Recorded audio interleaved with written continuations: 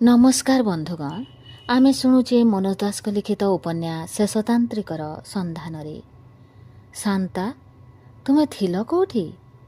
केमती के जाने मु गोटे विषम बजार मुलकरे पशि जाइथिली। आ वर्तमान केड़े सुंदर ए परिवेश, मोर किछि मने पड़ू नाही। तुमे कौन एठी रही था? प्रश्न कली। से बजार ओ ए उद्यान उभय वास्तव, किंतु ए उद्यान रे पहुँचवाको हेले सही बजार अतिक्रम करवाको हुए। मो मुंडरे हाथ बुले दे शांता कहिला, किंतु मु बुझुथिली आम कथबार्ता कौनसी भाषा जोगे हौ नथिला। हठात गोटे अद्भुत शिहरण मो भितरे भूकंप सृष्टि कला। मु सड़की बसिली। शांता मु तुमको भल पाउथिली। निजे चमकी ताको चमकाई देवा भली शैली रे कहिली। निश्चय तुमे भल पाइबाको भल पाउथल। मु से अनुभव तुम भितरे जगाई देथिली। गार्गी भितरे तुमे मते भल पाई चलीछ, किंतु तुमे चलीगल कुआड़े? जुआड़ू आसीथिली मो प्रेम नैर्व्यक्तिक आसीथिली हैमवती पाई। ताहले मो सह संपर्क गढ़ी उठिथिला काहींकी? देह थिले प्राणगत आवेग प्रवेग थाए। मुक्त सत्ता पाई मध्य से बंधन तुटी जाए, किंतु भल पाइबा रहे आलोकित प्रशांत स्तर रे। तुमे वर्तमान देहरे नाह शांता। एही मुहूर्तरे तुमे मध्य तुम देहरे नाह। एक सूक्ष्म स्तर रे चलीछि आमर आलाप। तेबे एथर फेरी जाओ। अधिक समय विदेह भ्रमण उचित नुहे। सुरजित भाई ओ जयंतिका कुआड़े रहीगले कही मु इतस्तत अनाइली। से भल मनीष जोड़ी को किछि काल बजार भितरे घुरी बुलिबाकु हेबो कही शांता निजे उठी पड़िबा संगे संगे मो बाहु धरी मते उठाइदेला एवं निश्चयता भरा स्वर रे कहिला, किंतु बेसी काल नुहे। पवनर एक मधुर ढेउ मते उड़ाई आनी काहीं थोइला। निदरु मृत्यु गतिरे जागी उठिबा भितरे बुझिली ताहा पवनर ढेउ नुहे, टयर भोर कालीन संगीत। उठी बसिली। डाक्तर व्यास बहन करी आनिथिबा सुसमाचार मो भितरे जो अचिन्हा विह्वलता सृजिथिला ताहार अवसान होई जाइथिला। मो आनंदित बोध करुथिली। मास बैशाख। अवशेषरे बद्रीनाथ और केदारनाथ इत्यादि देवस्थली उपरु स्वर्गीय निरवतार बहल स्थूल अनुवाद जो अलौकिक शुभ्र तुषार ताहा तार आदिगंत आश्लेष प्रत्याहार करिनेला। अभियान पाई आमे प्रस्तुत हेबा चाही। आम संदिग्ध जीवन रे हिमाद्री बाबा आनी देथिले अविचल निश्चयता। किंचित अजाणतरे एवं किंचित जानतरे आमे धरि नेथिलु जे देवदूत रूपे आम आगरे आविर्भूत से ही आमको रक्त कपालंक संधान रे बा रक्त कपाल जो शेषतांत्रिकंक सहयोगी बोली आम अनुसंधानर प्रथम दिन कृपाक्षम आमको जणाइथिले तांको समीपको आमको देई पारिबे दिग्दर्शन। रक्त कपाल और शेषतांत्रिक हैमवती को हिमालयर कौनसी रहस्यमय दिगंत को नहीं आसी थांतु अथवा हैमवतीर आज्ञाबह दिग निरूपक मात्र हेबारे सेमानक भूमिका सीमित थाउ। अज्ञात कारणरू कापालिक जानव प्रति हिमाद्री बाबांक अनुकंपा ही तांको आम गहणको टाणी आनिथिला। घटनाटीए घटिबा बेले मने हुए ताहा जेमती 2+2 भली स्वाभाविक, किंतु आज यह लेखिला बेले बुझुची केमती घटना प्रवाहर गतिपथ निरूपण करुथाए कौनसी अदृश्य तोली और रंग निश्रुत नक्शा। रंगमुक्त स्वच्छ थाए से बन्न उपस्थिति मुहूर्तरे से उपस्थित काल अतीत बनिगला परी पछको अनाइले स्वच्छता भितरु फुटी उठे तार रंग ଉଜ୍ଜଳ ବା ମଳିନ, ପ୍ରଫୁଲ୍ଲ ବା ବିଷଣ୍ଣ।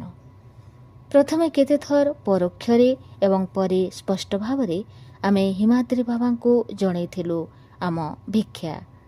ସେ ହୈମବତୀର ସନ୍ଧାନ ଦିଗରେ ଆମକୁ ସହାୟତା ଦିଅନ୍ତୁ। ସେ ନୀରବ ରହୁଥିଲେ, କିନ୍ତୁ ଆମେ ନିରାଶ ହେବା ଭଳି କିଛି କଥା ସେ କହୁନଥିଲେ। ଇତିମଧ୍ୟରେ ଆମେ 3-4 ଥର କଣ୍ଠରେ ଉତ୍ସାହ ପ୍ରକଟ କରି କଥାବାର୍ତ୍ତା କରିଥିଲୁ ରାଜକୁମାରଙ୍କ ସହିତ ଏବଂ ଜୟନ୍ତିକା ସହିତ ମଧ୍ୟ। ଚିନ୍ମୟ ସିଦ୍ଧାନ୍ତ କରିଥିଲା, ପ୍ରଥମେ ଫୋନ୍ କରିବା ଦାୟିତ୍ୱ ଆମରି। ଅଭିନନ୍ଦନ ଜଣାଇବାର ନୈତିକ କର୍ତ୍ତବ୍ୟ ଦୃଷ୍ଟିରୁ କର୍ତ୍ତବ୍ୟଟି ପ୍ରଥମେ ପାଳନ କରିବି ମୁଁ, ତାପରେ ଟଏ ଏବଂ ତାପରେ ଚିନ୍ମୟ। ଫୋନ୍ ବୁକ୍ କରିବା ଉତ୍ତାରୁ ତାହା ବାଜିବାକୁ ଆରମ୍ଭ କରନ୍ତେ ରିସିଭର ଉଠାଇବାକୁ ଯିବାବେଳେ ମୋତେ ଘାରିଥିଲା ଶୀତ ସକାଳେ ନଈକୂଳରେ ଠିଆ ହୋଇ ହିମ ସ୍ରୋତ ଭିତରକୁ ଲମ୍ଫ ଦେବାର ଅବ୍ୟବହିତ ପୂର୍ବର ବାଲ୍ୟକାଳୀନ ଭୟ। ସେପଟରୁ ରାଜକୁମାରଙ୍କ କଣ୍ଠସ୍ୱର ମଧ୍ୟ ବେସୁରା ମନେ ହୋଇଥିଲା। ତେବେ ସେ ଯଥାଶୀଘ୍ର ସେଥିରେ ସଂହତି ସଞ୍ଚାର କରିପାରିଲେ। ତାଙ୍କ ସହ ଆମର ସେଭଳି ଗହନ ସମ୍ପର୍କ, ସେଥିପାଇଁ ଅଭିନନ୍ଦନ ବା ସେମିତି କିଛି ଲୌକିକତା ସୂଚକ ଶବ୍ଦ ଆମେ କେହି ଉଚ୍ଚାରଣ କରିବାର ପ୍ରଶ୍ନ ନଥିଲା। ଡାକ୍ତରାଣୀଙ୍କ ଠାରୁ ବ୍ୟାପାରଟି ଆଦ୍ୟ ପ୍ରାନ୍ତ ଶ୍ରବଣ କଲୁ ଏବଂ ଆମ ପ୍ରତିକ୍ରିୟା 1 ମିନିଟ୍ ପୁଲର୍କିତ ସ୍ତବ୍ଧତା ଅନ୍ତେ ନୃତ୍ୟ ମୁଦ୍ରା ସହଯୋଗେ ଟୟର ଉଦ୍ଦାମ ସଙ୍ଗୀତ ପରିବେଷଣ ତଥା ଯଥାସାଧ୍ୟ ରସଗୋଲ୍ଲା ଭକ୍ଷଣ ମାଧ୍ୟମରେ ଅଭିବ୍ୟକ୍ତ ହେଲା। ଦେଲି ଏଭଳି ସମାଚାର। ବେଶ ବେଶ କହି ରାଜକୁମାର ଜୟନ୍ତିକାକୁ ଫୋନ୍ ଧରାଇଦେଲେ। ବିକ୍ରମ ଭାଇ, କାଳର ପ୍ରହେଳିକା କେଡ଼େ ଦୁର୍ବୋଧ୍ୟ, ପୁଣି କେଡ଼େ ଦୁର୍ବାର। ଆହୁରି ବି କେଡ଼େ ଅପ୍ରତ୍ୟାଶିତ ହୋଇପାରେ ତାର ସତରଞ୍ଜି ଚାଲ। ରଙ୍ଗିଲି ମହାରାଣୀ, ଯାହାଙ୍କ ଅସ୍ତିତ୍ୱ ମଧ୍ୟ ଥିଲା ମୋର ସାଧାରଣ ଜ୍ଞାନ ବାହାରେ, ସଦେଅବା ସେ ଅବାଧ୍ୟ ମହିଳା ବନିଗଲେ ଆମର ସାଧ୍ୟାତୀତ ନିୟତି। ଏହା କେମିତି ହେଲା ବିକ୍ରମ ଭାଇ, ତମେ କହିପାରିବ? ବୋଧହୁଏ କହିବ। ଜୟନ୍ତିକାର ପ୍ରଶ୍ନରେ ମୁଁ ନିଜକୁ ପରୀକ୍ଷା ଦେବାକୁ ବାଧ୍ୟ ବିଦ୍ୟାର୍ଥୀଟିଏ ଭଳି ମନେ କଲି। ତେବେ ମୋ ହାତରୁ ରିସିଭର ଝିଙ୍କି ନେଲା ଟଏ। ବୋଲିଲା ଗୀତ। ଭାଷା ବୁଝିଲି ନାହିଁ। ହୁଏତ ସେ ଅନବଦ୍ୟ ସୁର ଝଙ୍କାର ଭିତରେ ଧ୍ୱନିତ ଶବ୍ଦ କେତୋଟି ମୋର ଜ୍ଞାତ ଭାଷା ସବୁର କୌଣସି ଅଜ୍ଞାତ ବିକଳ୍ପରୁ ସେ ଉଦ୍ଧାର କରୁଥିଲା। ଆମ ଅଭିଯାନରେ ସାମିଲ ହେବା ଭଳି ତାକତ ରାଜକୁମାର ଆୟତ୍ତ କରିନାହାନ୍ତି ଏବଂ ସେ ଦିଗରେ ସେ ସ୍ୱୟଂ ପ୍ରସ୍ତାବ କଲେ। ଆମେ ତାକୁ ନାମଞ୍ଜୁର କରିବା ନିମନ୍ତେ ଡାକ୍ତର ବ୍ୟାସଙ୍କ ବେଦାକାଳୀନ ଉପଦେଶ ଆମେ ମାନି ନେଇଥିଲୁ। ଚିନ୍ମୟ ସେହି ସିଦ୍ଧାନ୍ତ ଉପରେ ଗୁରୁତ୍ୱ ଦେଇ କଥାବାର୍ତ୍ତା କରିବ ବୋଲି ସ୍ଥିର ହୋଇଥିଲା, କିନ୍ତୁ ସେଭଳି ଅବାସ୍ତବ ପ୍ରସ୍ତାବ ରାଜକୁମାର ଦେଲେ ନାହିଁ। ତେବେ ସେ ହରିଦ୍ୱାର ଆସି ଆମ ପ୍ରତ୍ୟାବର୍ତ୍ତନକୁ ଅପେକ୍ଷା କରିପାରନ୍ତି ବୋଲି ଜଣାଇ ରଖିଲେ। ଚିନ୍ମୟକୁ ସେ ଜଣାଇଲେ ଗଭୀର କୃତଜ୍ଞତା। ପରଦିନ ମନାଲିରୁ ଆସିଲା ଜରୁରୀ ବାର୍ତ୍ତା। ଚିନ୍ମୟଙ୍କର ଗୁରୁ ଭୋମା ବାବାଙ୍କ କୁନି ଆଶ୍ରମ ପାଇଁ ଦେଖାଦେଇଛି ବିରାଟ ସମସ୍ୟା। ସମ୍ପ୍ରତି ପଥର କାଟିବା ସକାଶେ ପାହାଡ଼ଟିଏ ଇଜାରା ନେଇଥିବା ଜଣେ ଠିକାଦାରଙ୍କ ଅଧିକାର ଭିତରକୁ ଆସିଯାଇଛି। ଶିବ ଠାକୁରଙ୍କ ସୁଡ଼ଙ୍ଗ ସମେତ ସେ ଅନତି ବୃହତ୍ ପରିସର। ଅଦୂରରେ ଏକ ପର୍ବତ କୋଣରେ ଭୋମା ବାବାଙ୍କ ସୁରମ୍ୟ ନିର୍ଜନ ସମାଧି ମଧ୍ୟ ବିପନ୍ନ। ଚିନ୍ମୟ ଯିବ କି ନାହିଁ, ତାକୁ ଧର୍ମ ସଙ୍କଟରୁ ଅବଶ୍ୟ ଉତ୍ତୀର୍ଣ୍ଣ କରାଇଲୁ ବିସର୍ଗଦେବ ଏବଂ ମୁଁ। ଗୁରୁଙ୍କ ସମାଧିର ସୁରକ୍ଷା ନିଶ୍ଚୟ ତାର ମହତ୍ତର ଦାୟିତ୍ୱ। ହୈମବତୀ ସନ୍ଧାନ ଅବ୍ୟାହତ ରଖିବା ସକାଶେ ଟୟ ତଥା ମୁଁ ରହିଛନ୍ତି ପୁଣି ଆମ ନବଲବ୍ଧ ସହାୟକ ବୃନ୍ଦ। କିନ୍ତୁ ଭୋମା ବାବାଙ୍କ ପ୍ରତିଷ୍ଠାନକୁ ନେଇ ଉପୁଜିଥିବା ସଙ୍କଟର ସାମ୍ନା କରିବା ଆଶ୍ରମବାସୀ ନିରିମାଖି ଗୁରୁଭାଇ ସାଧୁ କେତୋଟିଙ୍କ ସାଧ୍ୟାତୀତ ନିଶ୍ଚୟ। ବଡ଼ ଉଦାସ ଭାବରେ ଚିନ୍ମୟ ବିଦାୟ ନେବାର ପରଦିନ କଥା। ବିସର୍ଗଦେବ, ଶୋଭାନନ୍ଦ, ଟୟ ଏବଂ ହିମାଦ୍ରି ବାବା ରହୁଥିବା ଅତିଥିଶାଳାରେ ଏକତ୍ର ଥିବାବେଳେ ହିମାଦ୍ରି ବାବା ଆମ କୋଠରୀ ଭିତରକୁ ପଶି ଆସିଲେ। ଆଉ ଦିନ କେତୋଟି ପରେ ହିଁ ହେବ ତେବେ ଆମର ଉତ୍ତାରଣ ଆରମ୍ଭ। ସେ ଜଣାଇଲେ ମୋ ଉପରେ ଦୃଷ୍ଟି ନିବଦ୍ଧ ରଖି, ଅର୍ଥାତ୍ ଆମ ପ୍ରାର୍ଥନା ବ୍ୟର୍ଥ ହୋଇନାହିଁ। ବର୍ତ୍ତମାନ ଆମ ସନ୍ଧାନର ଅଗ୍ରଦୂତ ସେହି ମହତ୍ ଯୋଗୀ। ମୁହୂର୍ତ୍ତକ ଭିତରେ ମାସ ମାସ ଧରି ମୋ ମନକୁ ଆଚ୍ଛନ୍ନ କରି ରଖିଥିବା ଅନିଶ୍ଚୟତାର ତମସା ଅପସରିଗଲା। ତାର ସ୍ଥାନ ନେଲା ଆଶା ଓ ବିଶ୍ୱାସର ସ୍ନିଗ୍ଧ ଆଲୋକ। ମୋ କୃତଜ୍ଞତା ଜଣାଇଲି ନିର୍ବାକ ପ୍ରଣାମ ମାଧ୍ୟମରେ। ଟୟର କଣ୍ଠରୁ ନିଃସୃତ ହେଲା ଏକ ଅତୀବ କମନୀୟ ଗୀତ, ଯେଉଁ ଗୋଟିକ ଥିଲା ଆମ ହୈମବତୀର ସବିଶେଷ ପ୍ରିୟ। ଟୟର ସବୁ ଗୀତ ଭଳି ବିଷୟବସ୍ତୁ ତାହାର ନିଶ୍ୱାସ ପ୍ରଶ୍ୱାସ ଭଳି ସରଳ। ମେଘମାଳା ଭିତରୁ ଆତ୍ମପ୍ରକାଶ କରୁଥିବା ଏକ ଅଜଣା ବିହଙ୍ଗର ଠିକଣା ଜାଣିବା ନିମନ୍ତେ କବି ବା ଗାୟକର କୌତୂହଳ। ଇତସ୍ତତଃ ବିବିଧ ଗଦ୍ୟ ବା ପଦ୍ୟର କେତୋଟି ଶବ୍ଦ ବା ଗୋଟିଏ ଯୋଡ଼ିଏ ଧାଡ଼ି ଟୟକୁ ଭଲ ଲାଗିଗଲେ ତାହାର କଣ୍ଠ ଓ ସ୍ୱର ସଂଯୋଜନାର ବିଭୂତି ସେମାନଙ୍କ ସକାଶେ ସୃଜନ କରୁଥିଲା ନୂତନ ଭବିତବ୍ୟ। ବହୁ ବ୍ୟବହୃତ ଶବ୍ଦଟିଏ ଭିତରୁ ଯେମିତି ପ୍ରକଟିତ ହେଉଥାଏ ତଦ୍ବଧି ଅବ୍ୟକ୍ତ ରହିଥିବା ତାର କଦବା ପ୍ରେମାଜ୍ୱଳ କଦବା ଜ୍ଞାନୋଜ୍ୱଳ ତାତ୍ପର୍ଯ୍ୟ। ଟୟ ପ୍ରଯୋଜିତ ସୁର ଅନନ୍ୟ। କୁହାଯାଏ ରାଗରାଗିଣୀ ସବୁ ଗନ୍ଧର୍ବ ଜଗତର ଐଶ୍ୱର୍ଯ୍ୟ। କୌଣସି କୌଣସି ଋଷିମନ୍ୟ ସଙ୍ଗୀତ ସାଧକଙ୍କ ଚେତନାରେ ସେସବୁର ଅବତରଣ ଘଟିଥାଏ। ଟୟ ବିତରିତ ସୁର ଓ ତାହାର ମୂର୍ଚ୍ଛନା ସକାଶେ ପ୍ରେରଣା ସତେଅବା ଗନ୍ଧର୍ବ ଜଗତରେ ଅଦ୍ୟାବଧି ପ୍ରଚ୍ଛନ୍ନ କୌଣସି ଐଶ୍ୱର୍ଯ୍ୟାଳୟରୁ ତାର କଣ୍ଠ ଭିତରକୁ ପ୍ରବହମାନ ହୋଇ ଆସୁଥିଲା। ଅବଶ୍ୟ ଆବଲ୍ୟ ତାର ଗାନ ଥିଲା ଅଭିନବ, କିନ୍ତୁ ଏହି ହିମାଳୟ ମୁଲକରେ ତାହା କ୍ରମାଗତ ଭାବରେ ଅଭିନବତର ହୋଇ ଚାଲିଥିଲା। ହିମାଦ୍ରି ବାବା ଚକ୍ଷୁ ବନ୍ଦ କରି ବସିଥିଲେ। ଟୟ ଗୀତ ଶେଷ କରି ତାଙ୍କୁ ପ୍ରଣାମ କଲା। ତଥାପି ସେ ରହିଲେ ନିଶ୍ଚଳ।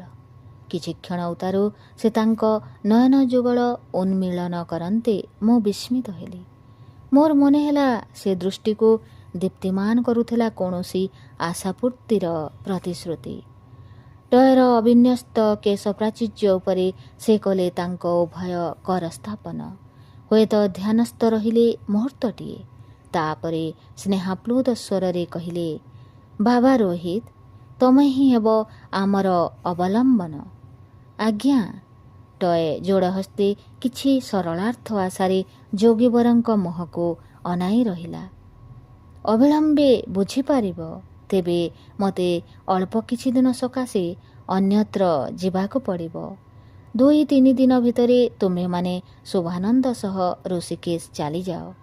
ତହିଁ ଦେଖାହେବ ଯଥା ସମୟରେ। ହରିଦ୍ୱାରଠି ଯେଉଁ ଆଶ୍ରମଟିର ଜାତକରେ ତାର ପ୍ରତିଷ୍ଠାତାଙ୍କ ପରଲୋକ ଅନ୍ତେ ଉପୁଜିଥିବା ପରିସ୍ଥିତିରେ ସ୍ୱାଭାବିକତା ଫେରାଇ ଆଣିବା ନିମନ୍ତେ ହିମାଦ୍ରି ବାବା ଶୋଭାନନ୍ଦଙ୍କୁ ଅବସ୍ଥାପିତ କରିଥିଲେ, ସେ ଦାୟିତ୍ୱ ଶୋଭାନନ୍ଦ ସୁଚାରୁ ରୂପେ ନିର୍ବାହ କରିସାରିଥିଲେ।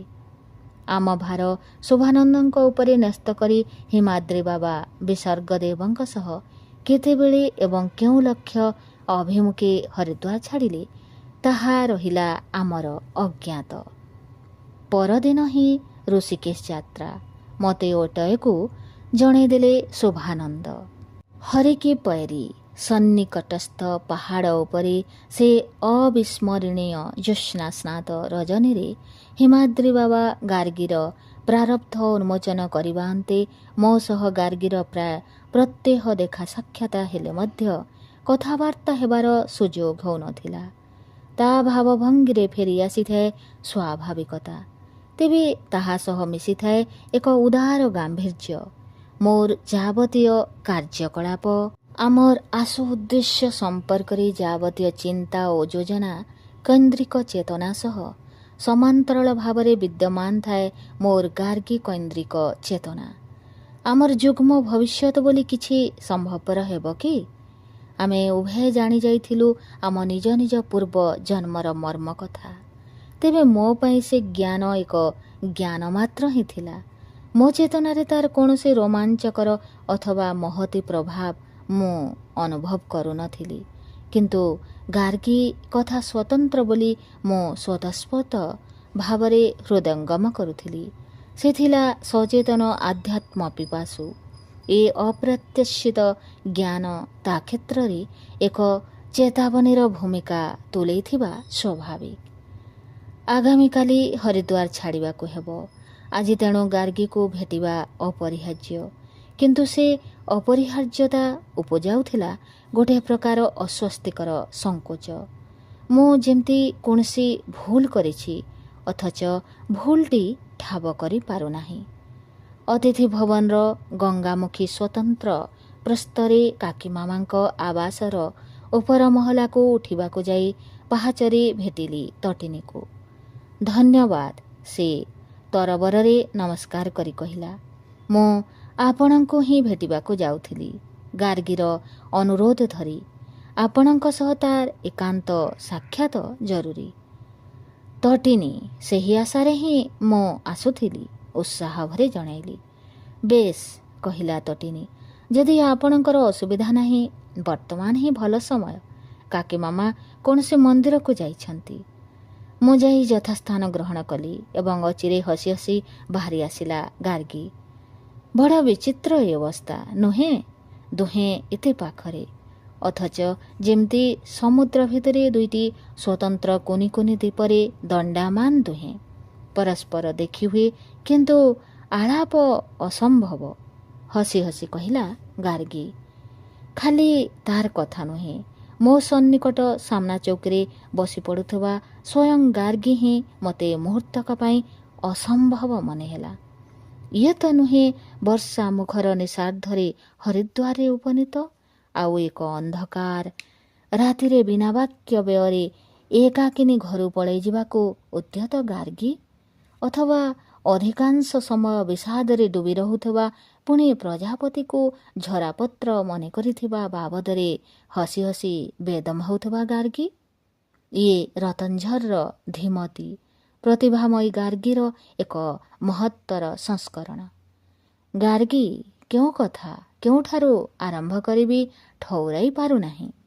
ଯେମିତିକି ମୋ ଅନିଶ୍ଚୟତାର ଚୋରାବାଲିରୁ ମୋତେ ତତ୍କ୍ଷଣାତ୍ ଉପରକୁ ଉଠାଇ ନେଲା ଗାର୍ଗୀ।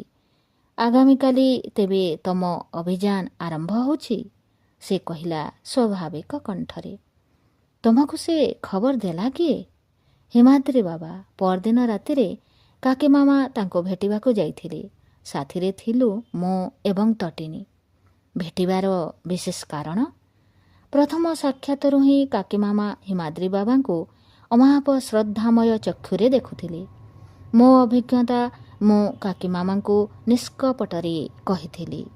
ହିମାଦ୍ରୀ ବାବାଙ୍କ ପ୍ରତି ତାଙ୍କ ଶ୍ରଦ୍ଧା ଉନ୍ନୀତ ହୋଇଥିଲା ବିପୁଳ ବିଶ୍ୱାସକୁ। ସେ ହିମାଦ୍ରୀ ବାବାଙ୍କୁ କିଛି ପ୍ରଣାମୀ ଦେବାକୁ ମନ କରିଥିଲେ। ତୁମେ ଅନ୍ଦାଜ କରିପାରୁଥିବ, କାକିମାମାଙ୍କର ରହିଛି ପ୍ରଚୁର ବିତ୍ତ ଓ ସମ୍ପତ୍ତି ଉପରେ ଅଧିକାର। ଫଳରେ ତାଙ୍କ ପ୍ରଣାମୀର ପରିମାଣ ସେ ହିମାଦ୍ରୀ ବାବାଙ୍କୁ ହିଁ ନିର୍ଣ୍ଣୟ କରିବାକୁ ଅନୁରୋଧ କଲେ। ହିମାଦ୍ରୀ ବାବାଙ୍କର କିନ୍ତୁ ଅର୍ଥର ପ୍ରୟୋଜନ ନାହିଁ। ତେବେ କାକିମାମାଙ୍କୁ ସେ ପରାମର୍ଶ ଦେଲେ, ଅନେକ ସମୟରେ ଦେଶର ବିଭିନ୍ନ ପ୍ରାନ୍ତରୁ ନିର୍ଯାତିତା ମହିଳାମାନେ ଏହି ଅଞ୍ଚଳକୁ ପଳାଇ ଆସନ୍ତି କୌଣସି ଆଶ୍ରମରେ ଆଶ୍ରୟ ଆଶ୍ରାରେ। ସେମାନଙ୍କ ଭିତରୁ କ୍ୱଚିତ୍ କାହାରି ହୁଏତ ଆଧ୍ୟାତ୍ମିକ ପିପାସା ଥାଏ। ମହିଳାମାନଙ୍କୁ ସ୍ୱାଗତ କଲାଭଳି ବାତାବରଣ ନଥିଲେ ମଧ୍ୟ ସେହି କ୍ୱଚିତ୍ କେତେଜଣ କଷ୍ଟ ସହି କୌଣସି ଆଶ୍ରମରେ ନିଜ ନିଜକୁ ଚଳାଇ ନିଅନ୍ତି। କିନ୍ତୁ ଅନ୍ୟମାନଙ୍କ ଜୀବନ ହୁଏ ବିପନ୍ନ। ପୂର୍ବେ ହିମାଳୟ ପାଦଦେଶର ଏସବୁ ତୀର୍ଥରେ ଦୁର୍ବୃତ୍ତମାନଙ୍କର ଅନୁପ୍ରବେଶ ଥିଲା ବିରଳ। ପରିସ୍ଥିତି ବଦଳିଗଲାଣି। ସେ ଅସହାୟ ପଳାତକମାନେ ସେମାନଙ୍କର ଶିକାର ବନିଯାନ୍ତି। ହିମାଦ୍ରୀ ବାବାଙ୍କ ପ୍ରସ୍ତାବ ସେହିଭଳି ନାରୀମାନଙ୍କୁ ଆଶ୍ରୟ ଦେବା ସଙ୍ଗେ ସଙ୍ଗେ ସେମାନଙ୍କ ଭରଣ ପୋଷଣ ଓ ପ୍ରୟୋଜନ ବେଳେ ସେବା ଶୁଶ୍ରୂଷାରେ ବ୍ୟବସ୍ଥା ଥିବା ପ୍ରତିଷ୍ଠାନ ଗଢ଼ିବାରେ କାକି ମାମା ତାଙ୍କ ଉତ୍ସର୍ଗିତ ବିତ୍ତର ଉପଯୋଗ କରନ୍ତୁ। ଆଉ ହିମାଦ୍ରୀ ବାବାଙ୍କ ଇଚ୍ଛା ପ୍ରତିଷ୍ଠାନଟି ପରିଚାଳନା କରିବି ମୁଁ। ଓ ମୁଁ ଖାଲି ଯୋଜନାଟି ଜାଣିବାର ସୂଚନା ଦେଲି, ସେତିକି। ସେ କୌତୂହଳୀ ହୋଇ ଅନାଇ ରହିଲା। ଟିକିଏ ନୀରବତା ପରେ କହିଲି, ଗାର୍ଗୀ, ଜାଣେ ନା ଯାହା କହିବି ତାହା ମୋ ଭାବନାର ସଠିକ୍ ଅଭିବ୍ୟକ୍ତି କି ନୁହେଁ। ଅଭିବ୍ୟକ୍ତି ଠିକ୍ ହୋଇଥିଲେ ମଧ୍ୟ ଜାଣେ ନା ମୋ ଭାବନା ସଙ୍ଗତ କି ନୁହେଁ। ତଥାପି କହିବି। କୁହ। ହୈମବତୀର ଅନ୍ୱେଷଣ ଅବିଳମ୍ବେ ହେଉ ବା ବିଳମ୍ବରେ ହେଉ ଅବଶ୍ୟ ସମାପ୍ତ ହେବ। ତାପରେ ଭାବୁଥିଲି ଆମେ ଫେରିଯିବା ରତନଝର। ଆମ ସମ୍ପର୍କର ଯେଉଁ ପରିଣତି ଗତ ଜନ୍ମରେ ଅସମ୍ପୂର୍ଣ୍ଣ ରହିଯାଇଥିଲା, ଚଳିତ ଜନ୍ମରେ ତହିଁରେ ଆସିବ ପୂର୍ଣ୍ଣତା। ହସିବାକୁ ଆରମ୍ଭ କଲା ଗାର୍ଗୀ। ମୁଁ ଲଜ୍ଜିତ ହେଲି। ମୋର ଅପରିଣିତ ଭାବନା ଅପରିଣତ କଥା ଯୋଗୁଁ ଦୁଃଖ ପ୍ରକାଶ କରିବ ବୋଲି ତା ହସ ବନ୍ଦ ହେବାକୁ ଅପେକ୍ଷା କଲି। କିନ୍ତୁ ଇଏ କ'ଣ, ହସ ନା କାନ୍ଦ? ହସ ନିଃଶେଷ କରି ଗାର୍ଗୀ କାନ୍ଦିବାକୁ ଆରମ୍ଭ କରିଥିଲା। ଅଦମ୍ୟ ତାହାର କୋହ, କିଂକର୍ତ୍ତବ୍ୟ ବିମୂଢ଼ତା କଟାଇ ମୁଁ ତା ପାଖକୁ ଯାଇ ତାକୁ ଆଶ୍ଲେଷାବଦ୍ଧ କଲି। ଅବ୍ୟାହତ ରହିଲା ସେହି ପର୍ଯ୍ୟାୟ। ଭିତର ପଟ ଦ୍ୱାର ଦେଇ ସମ୍ଭବତଃ ମୋ ସକାଶେ ଚାହା ଧରି ପଶି ଆସୁଥିଲା ତଟିନୀ, କିନ୍ତୁ ଛପିଗଲା। ଅବଶେଷରେ ନିଜକୁ ସଂଯତ କଲା ଗାର୍ଗୀ ଓ ମୁହଁଟି ମୋ ଛାତିରୁ ଅପସରାଇ ନେଇ ହସିବାର ଉଦ୍ୟମ କଲା।